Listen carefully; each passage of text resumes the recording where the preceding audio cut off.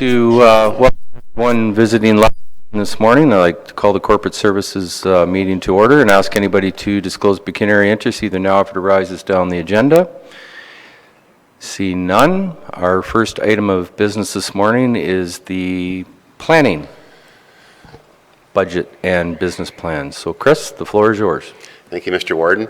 As you can see on the big screen, I have up the actual business plan for 2018, and we have a total of 9 primary objectives that we'd like to highlight, and there's 3 for each division, the first 3 for corporate policy, and the next 3 for economic development, and then into land use planning.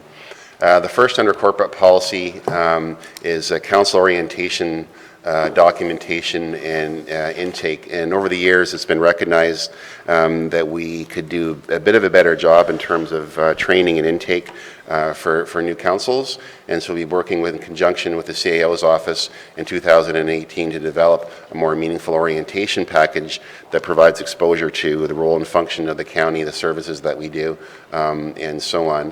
Secondly, there's been some indication that we should be working towards the development of a new strategic plan, and so work will begin in conjunction at the corporate level in 2018 towards that work. Secondly, with the annual business plan format, I think it's been very valuable to council from a staff perspective, and also from council it's a little bit clunky. The one thing you don't realize that much of the information that's entered into it is manual, and there's no really data structure supporting it, and probably not a consistent method for reviewing KPIs. So we'd like to take a look at revamping that in 2018 with the assistance of the department heads, CAO and council, to see if we can come up with a smoother format moving forward. Item number 3, as you're aware, we do have a position within corporate policy, and this is our communications specialist, being Eleanor. She's been doing a lot of background work over the last year in terms of training, in terms of what is corporate communications, what does it mean. She's interviewed a number of people within the corporation and others regarding best practices, and additionally, if she hasn't yet, there's an intention that she talks to council as well in terms of communications in the county, what it looks like now, what it could be. As part of that, there's been interdepartmental working group that's struck up within the county to lead that process of the development of the strategic plan, and then moving on towards implementation in 2018. And so those are the 3 top objectives for corporate policy. The next is land use planning. As you know, we've begun work about 8 months ago looking at the operations of the land use planning department. There's a number of different aspects to it in terms of policies that need to be changed. Secondly, in terms of operations, in terms of whether the operational structure serves the clients the best way that it can, and of course work on the Bruce lens in terms of what that means.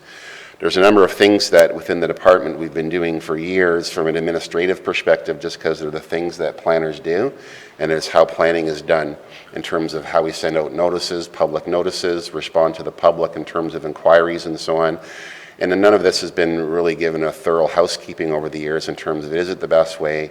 Does it deliver value to the client, or is it just noise and things that we can drop? One of the promises of these types of reviews is that nobody really signed up to be a planner because they have a passion for paperwork. It's always been about the community, and so we hope to review the administrative practices so we can free up a bit more time to do some of this proactive work that council has been asking for. Secondly, in terms of the policy review, we have a lot of recurring type of applications, mostly in the countryside, regarding official plan amendments for surplus farm dwellings that don't meet the requirements, and so on. So looking at eliminating some of those routine type applications to get rid of our own red tape. I've mentioned this number 5 in conjunction with number 4 as well, as this idea of trying to reduce some of the repetitive work that we do and shift the emphasis towards broader policy work, long-term strategic planning. Number 6, we have a series of KPIs on the planning side. For example, the number of applications processed and so on. Some would argue that those should be going down if we improve the administration of the plan as opposed to be going up. So looking at that, looking at how we measure and monitor relationships with the local municipalities and the client base. As you're aware, we've done some surveys of people who are actually applicants within the system. For the most part, the response back has been very positive. We asked them, have we been helpful, polite, professional? Do we provide them with information up front that they need to know? Do we help them navigate the system? And for the most part, the response has been positive, but still some work to be done with regard to that. Number 7, you've seen the first format for the Economic Development Annual Review, and that was the one that was done just a couple of months ago that sort of sets out the criteria for us to measure and monitor progress as we go. And what you saw in there is a number of different KPIs, and one is what do I call program-based KPIs. How well do our programs run? How many people do we intake into business services? How many people do we provide business planning services, marketing services, and so on? And then how many of those would start up new businesses? So that's on the program side, but also looking at the broader community approach and some of these bigger, what I would call population-based KPIs, which we talk about in terms of assessment growth, population growth, employment growth, and so on. And these are things that we partner with in the community. So the initial report then sets up a process to monitor and measure that, and then we'll use that for data analysis and evaluation coming up into 2018 to monitor the work that we've done and potentially make recommendations in terms of process changes to the economic development strategy if required. Number 8, as you're aware, there's been a lot of work done in terms of the nuclear sector. A lot of the work has been focused on the refurbishment and looking at bringing suppliers into Bruce County. To say that program has been wildly successful would be a underestimate of actually what's happened. Much of the work being done through Stellina Williams in terms of that attraction piece in partnership with the CAO and also Bruce Power, so that's been very good. What we're looking at now is partnering in terms of a long-term action plan, in terms of looking at energy, looking at spin-offs associated with energy, and what that program would look like post-rebuild. And there has been some Red Grants applications submitted to support that as well coming up for 2018. Number 9, Business to Bruce program started up a couple years ago. We have a number of communities that have been sort of onboarded in the first round in terms of getting up and running in terms of their downtowns, brand strategies, collaboration at the local level. There's been Red Grants submitted and approved coming up to do the work in 2018. They'll be looking at onboarding more communities onto that and perfecting the methodology for those existing ones that are already members of the program. And so that's the 9 basic objectives for the 2018 business plan. Is there any questions in relation to the business plan? Any questions or comments? Hearing none. Chris? At this point then I'd like to move into looking at the actual operational budget. I'll begin by looking of course at the dashboard and then providing some brief commentary on the 3 divisions being land use planning, corporate policy, and economic development. You may notice that over the past 3 years almost all of our is this the dashboard? Yep. No, it's the capital dashboard. I don't want to start there.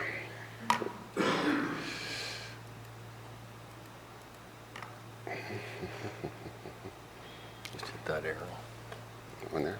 Where's dashboard? Dashboard. There you go. Much of what we've been doing is in the red over the last 3 years because we basically rebuilt the entire economic development function as well as corporate policy, and that involved a lot of planning in terms of the structure of it and getting things in place and people and resources. And pleased to report that 2017 sort of completes the building year for the program. On the dashboard, anything that you see in the red is essentially associated with wages, cost of living increases, folks moving up the grid, and so on. No new FTEs being added, but just the challenges of maintaining operational budget in the face of that we're very heavily dependent upon staffing. Given that, we recognized that there's some need for some austerity measures and sort of combing through and housekeeping the rest of the budget. And then we were able to find some savings just in terms of general operations. So in terms of the pressure categories, you can see them listed by land use planning, corporate policy, economic development, and again, wages overall at 3.8% for planning, for example, but the overall increase being under 1% and similar for the rest of those. So overall, wages at 3.8%, but the overall departmental increase requested at 1.9%. So that covers, I think, the dashboard. The total increase at 1.9% is just under $70,000.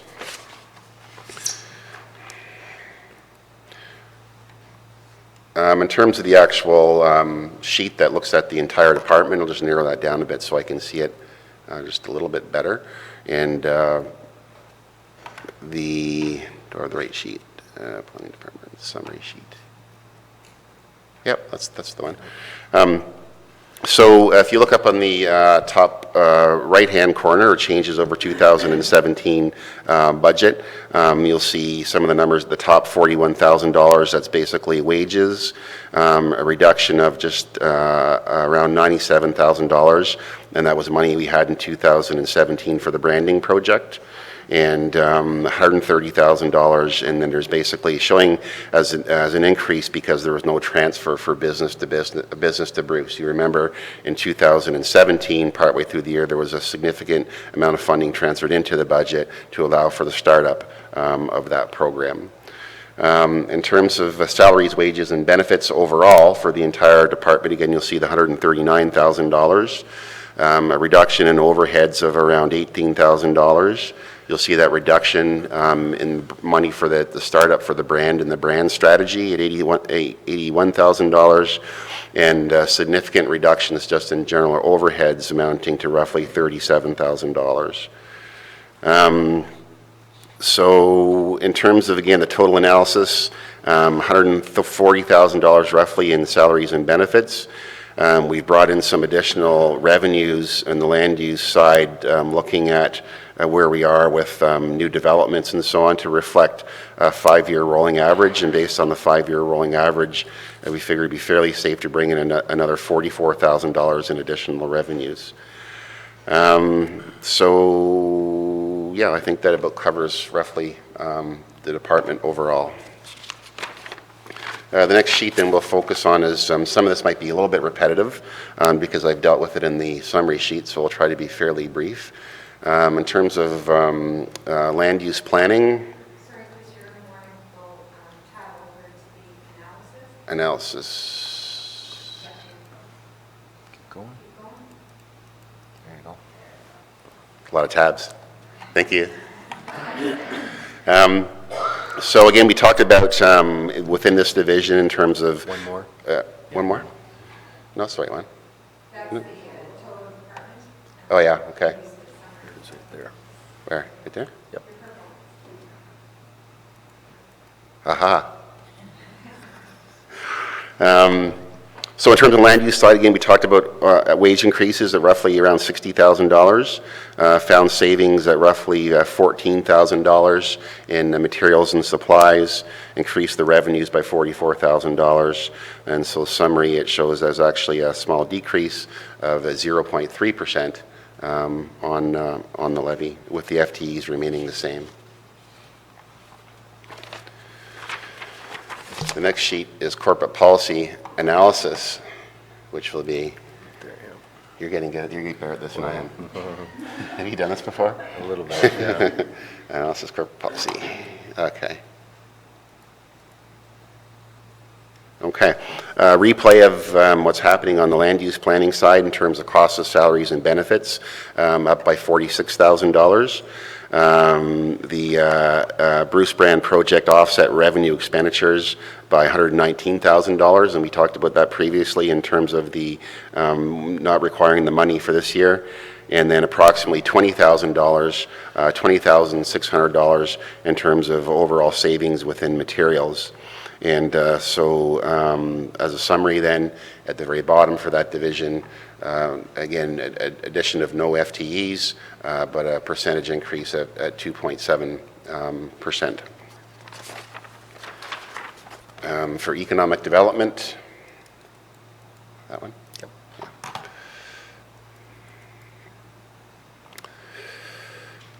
Again, a repeat of the story in terms of salaries, showing an increase of, just to maintain what we have, of roughly $33,000.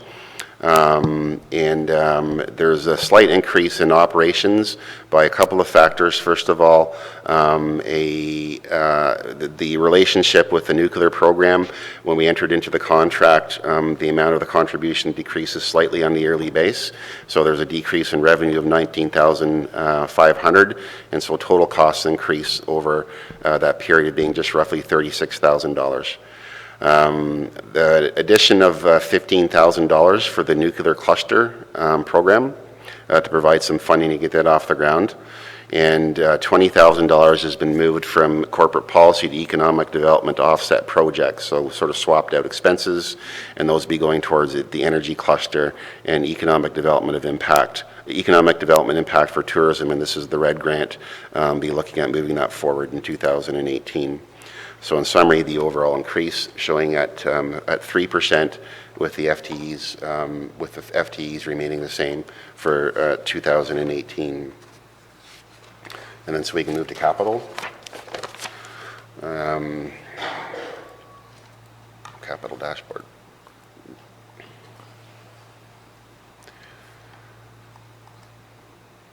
So with regard to the capital dashboard, again, like many departments, not much in terms of capital, showing roughly an increase of $41,000 over last year.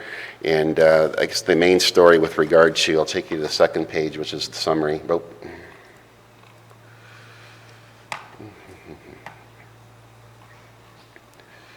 Summary. Looking for the department summary.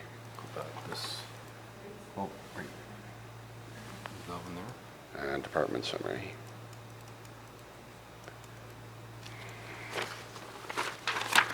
Yeah.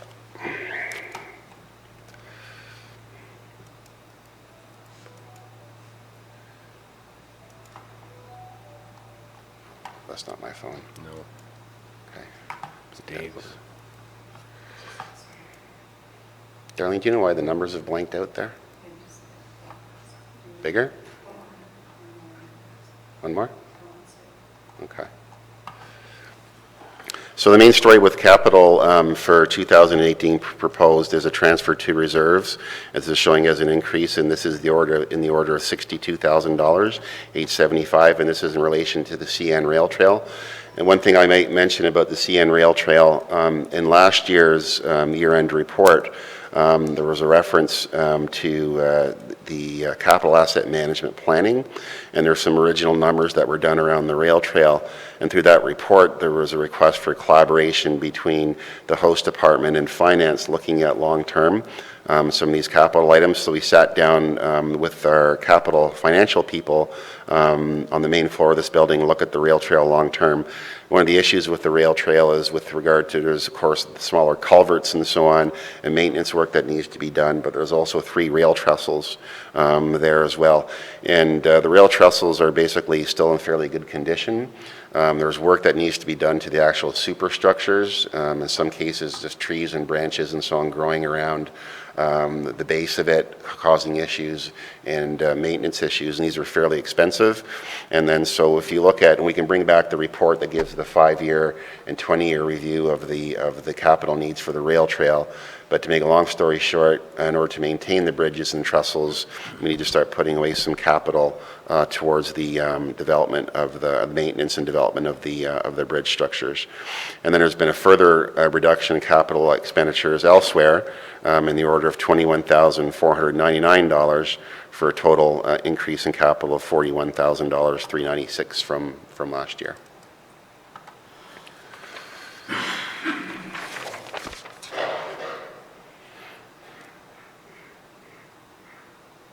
That's it. That's it? Yep. I won't go into the department the division rundown because it's small numbers that summary captures it, I think. Okay, questions, comments? Ann?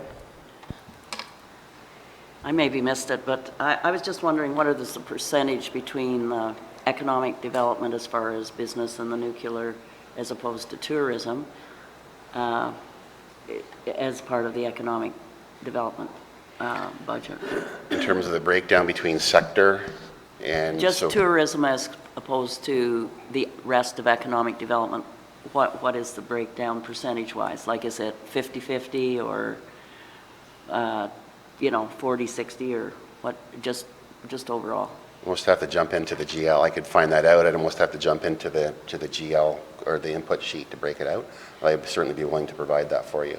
Yeah, I was just trying to get the picture, and because I was trying to figure out whether the tourism has the budget has plateaued or decreased because we've put more into economic development initiatives, which is great. Yeah, so I'm talking, first of all, in generalities, when we restructured the department, much of the resources in terms of staffing and so on was, and spending was shifted towards that broader economic development picture. So what we have is, we have 2 EDOs, one for business development, and then one for sector, and sector includes nuclear, agriculture, and tourism, so it's 3 sectors now. But it would be interesting, we could give you a comparison of what the budget was before we transformed the department and how that relates as a percentage now. It would take a little bit of figuring, but we could do it. Yes, if you'd well, be and interested. what I was interested in is, I don't think it has decreased the number of tourists coming to Bruce County. I think we're doing well attracting people, and so I'm just thinking, Yeah. did you cut back on some tourism initiatives, or is it just sort of happening on its own now and maybe doesn't need as much stimulation and investment? Yeah, and I can tell you that as well as, like, from a broader perspective, a well-kept secret is that even 10 years ago, we started cutting way back on marketing in terms of, again, finding that the volumes that we wanted were here. And then we switched to looking at infrastructure development. And that's what led to the Spruce the Bruce downtown program. And also there was the signage program that we started ourselves in partnership with RTO.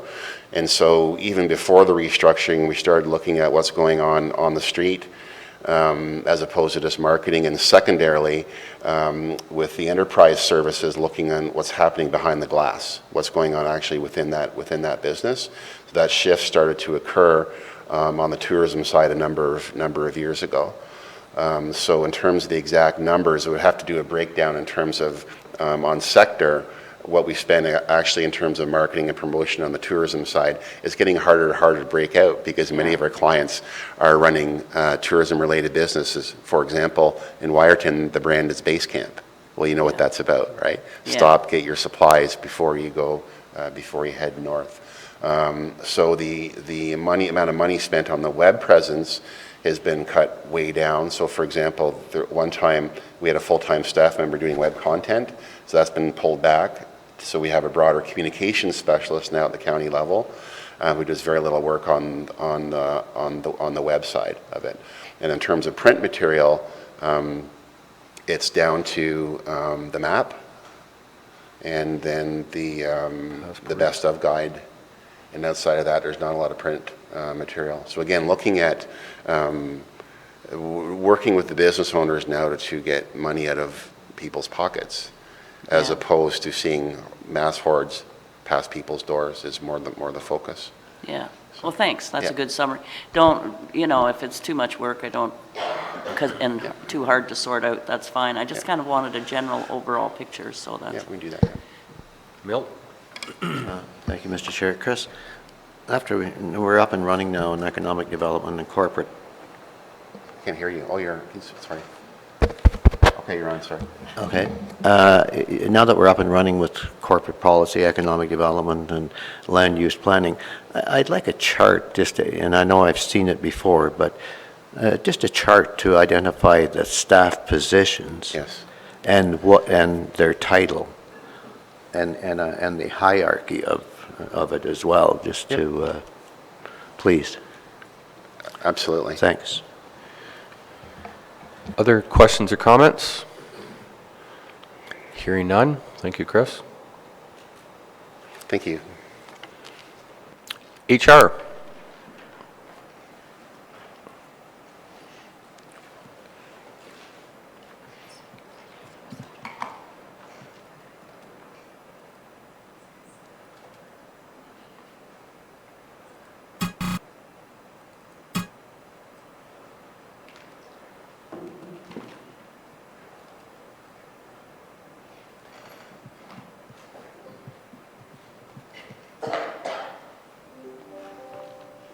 You're not feeling well. This too shall pass. Yes, it does.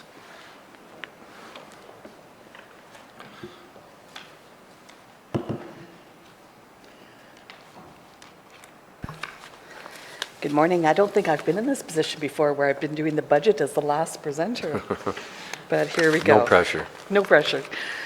So very pleased to present the 2018 County Business Plan for the Human Resources Department. Just a couple of changes in the KPIs. There had been some feedback about the amount of variation in the turnover rate. And so what we've proposed this time around is to just reflect our permanent staffing. So we see a lot less of that because we obviously already know that those individuals that are joining us on a contract or a temporary basis are going to certainly have a higher turnover rate than our permanent staff. The FTE number remains the same. The headcount number again reflects our permanent active staff. So again, we stop seeing that in and out variation depending on seasonality. The only other change on this is reflection of lost time injury frequency, which is in addition to the OSHA recordables. We have some really good sector information for municipalities in this lost time injury frequency rate category, and so we thought we would add that. The OSHA recordable is a broader number that indicates also the number of transitional work hours, along with medical and first aid type responses. So the lost time just really focuses in on where we're at. So obviously we've got some 2018 projected numbers, but we are working on our journey to travel to zero. That would be the ultimate goal. So then when we look at the initiatives, we have 4 for the Human Resources Department. Now the reason we have 4 is we have one that's a carryover. So we have 3 new initiatives. So the first one is to clearly articulate human resources and health and safety policies and practices. So we're going to review and update our policies, and to do this, we're looking at an additional $10,000 for legal to look at those ones that need legal advice, and the rest of the resources for that will be internal staff. Our second initiative is to enhance the employee journey. So we want to look at what we can do to continue to brand our recruitment, our outreach, and our online social media strategies to encourage applicant attraction. And so we're looking at an additional $5,000 advertising package that goes with that. And then we're also looking at our retention initiatives and how we can retain people for a longer period of time. And so we are looking at a $5,000 recognition program for that. We also want to enhance the journey when they first start with us, because getting them aboard and keeping them interested initially is part of that. And so we're looking at some printed materials and some website materials for that as well. And then we want to measure the employee engagement that we started last year, this year, and then we'll be looking at that again for next year. And so that's the employee journey. The third one is to deliver the payroll review, and right now we're looking at internal staff, and those were the main issues that were identified in the payroll review that we think we can deliver in an in-house basis. And so that's that project. And then our fourth one is, we know we did our non-union job evaluation, pay equity, and market review. Now we need to continue that journey and look at our union partners. So within our collective agreement for Unifor and long-term care, we do have language there that we have to undertake our job evaluation and pay equity analysis, and it is an employment obligation for employers under the law to maintain pay equity. And so we'll be also looking at our 2 library collective agreements as well, and potentially ONA, but I don't know that we're going to have enough time in 18 to do ONA as well. And so those are the initiatives. Good. Any questions for the initiatives? Business plan? Hearing none, move on. Perfect.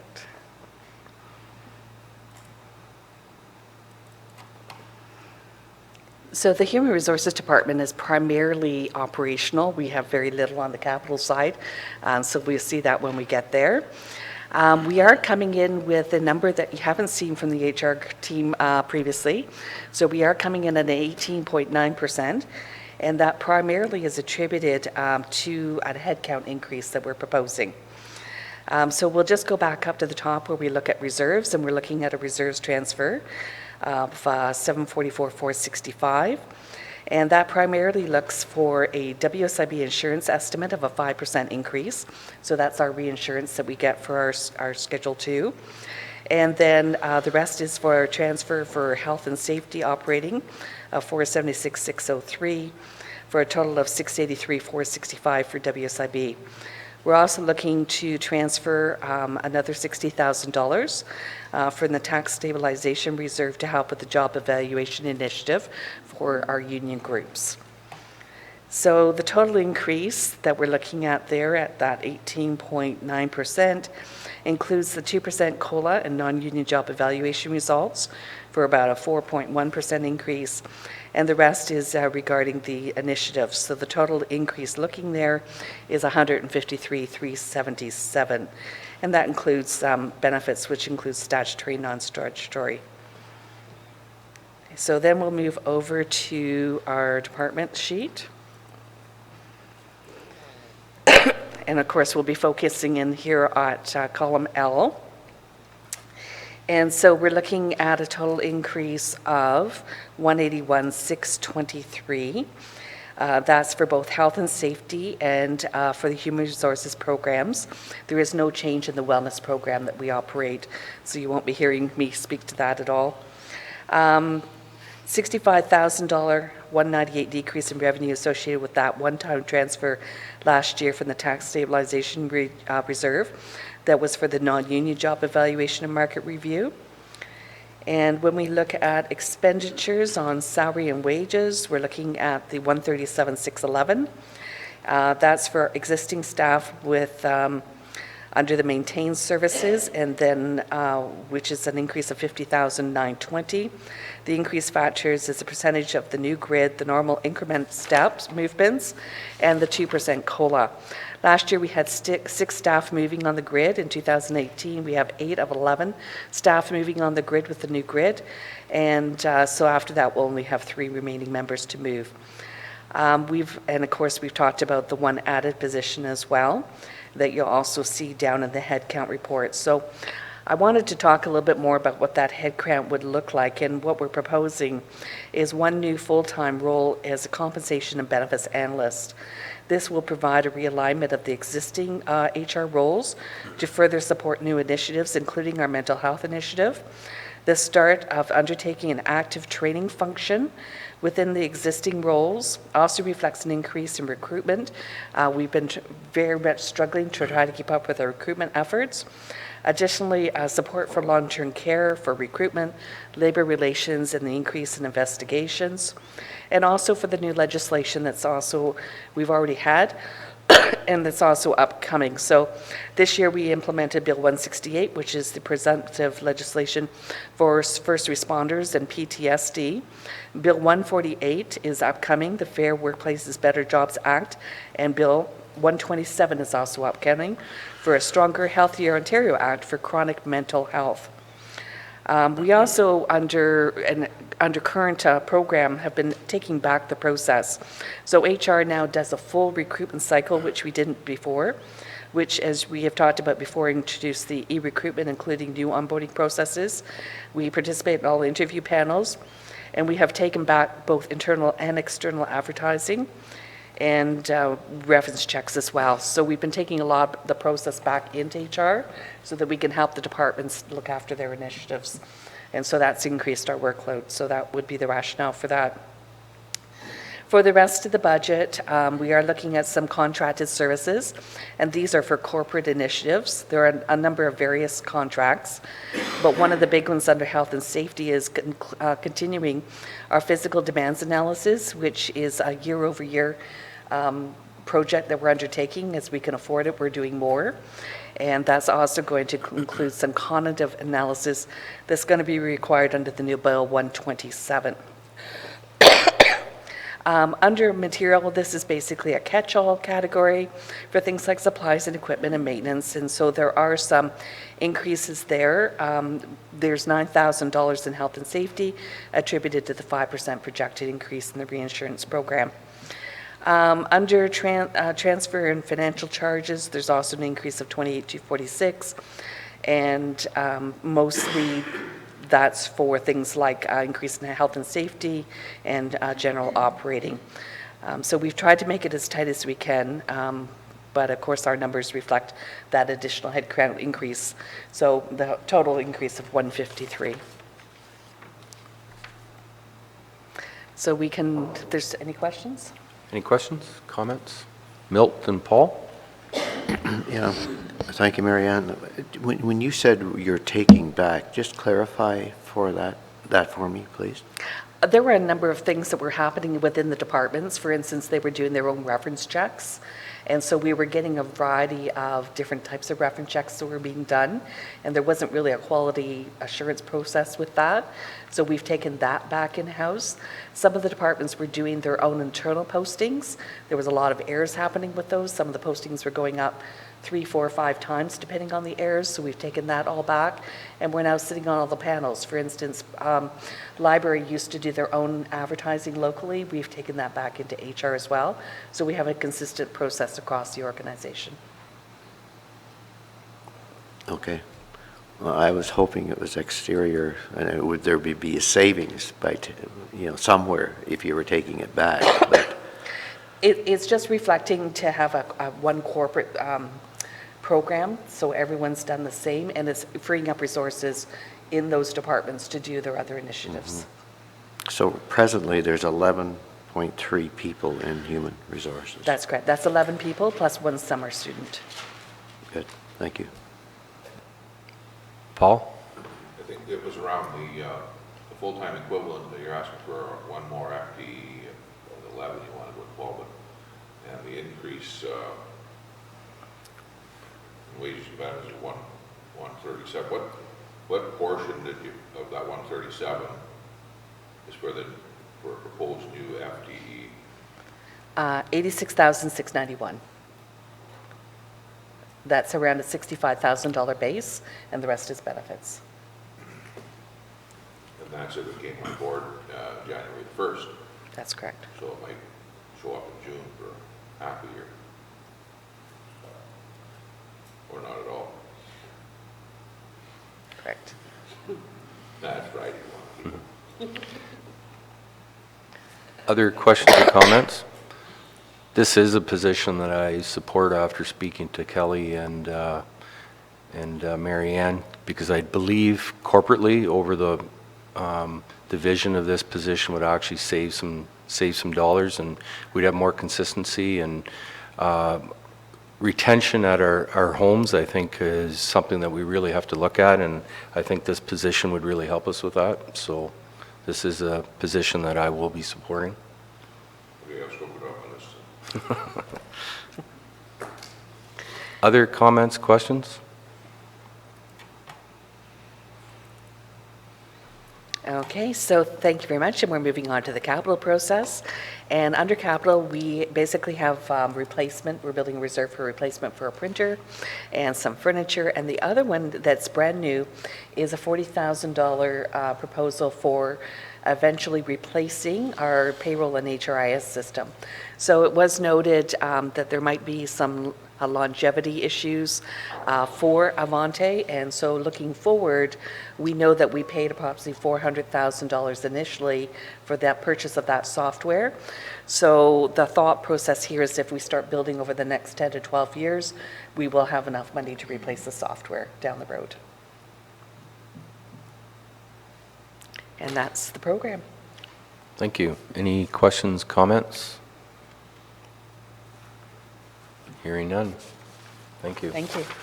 So I think we'll have a quick break, and then we will get into the consolidated budget.